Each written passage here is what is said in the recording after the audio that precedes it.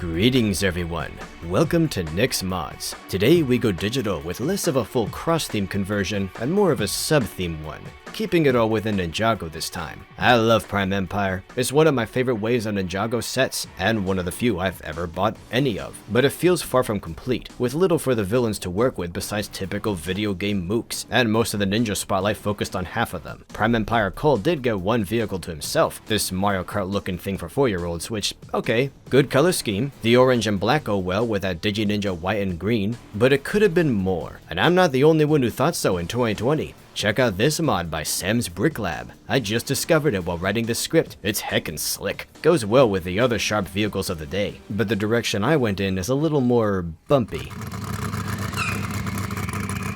Username Rock Raider has entered the arena, converted from the legacy Thunder Raider. The great thing about this baby is it's actually two babies. See, my Prime Empire headcan's a little different. I imagine it featuring a real-time strategy mode, where you can summon and control entire competing Digi-Ninja clans, reminiscent of the 90s Ninja Castle theme that Ninjago began as a spiritual successor of. So you can have a red robot and a red jet on the field at the same time. You can have a blue dragon supported by a blue flyer. And in this case, two black Cyber Ninja vehicles in one, buffing the combined Rock Raider with a second health bar. Between all the blue and gold, the buggy portion was almost 100% overhauled. There is very little of the original vehicle left in there. Feels more like a Blacktron set now. I went for a blocky low poly look with the added plating and even the new windscreen. Also buffed up the rear axle and slapped on those bumper stickers all the Digi Ninja vehicles came with. I probably could have thrown in that Rock Raider sticker from the Ninjago City Garden set to complete the reference, but I don't know. I don't feel right taking an entire sticker sheet from a big $300 set and only using one sticker that'll almost never be seen.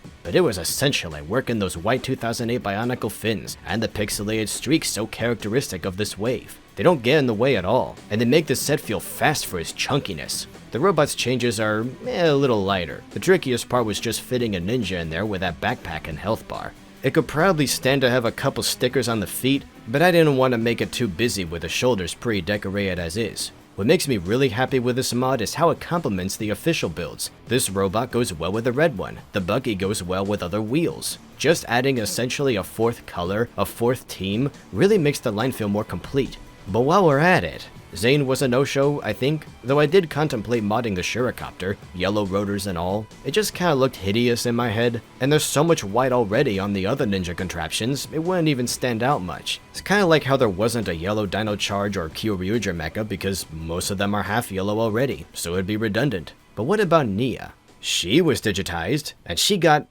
nothing. Kinda.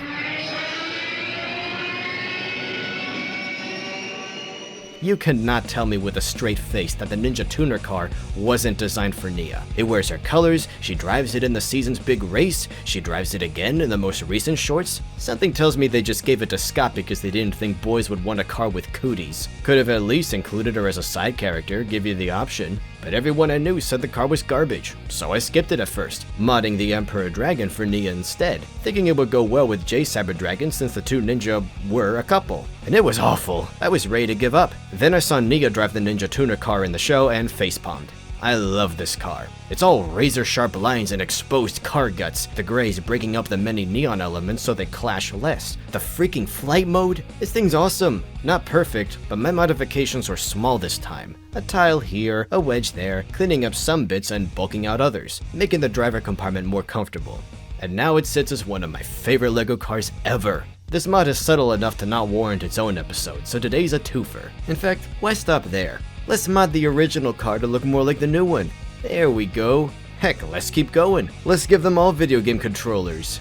Man, now I gotta find something to mod for the Green Ninja team. They're getting left in the dust. I feel the Prime Empire wave is pretty underrated. It just sorta came and went and people forgot about it. But to this day, it's the only Ninjago wave I've bought at least most of, and not to use as mod fodder for Chima or whatever, so I hope you've enjoyed my tribute to it. That's it for today. If you want to support this project, check out my books on Amazon and itch.io, and my Patreon page where you'll see these videos a week early, along with patron exclusive content for private tiers and up.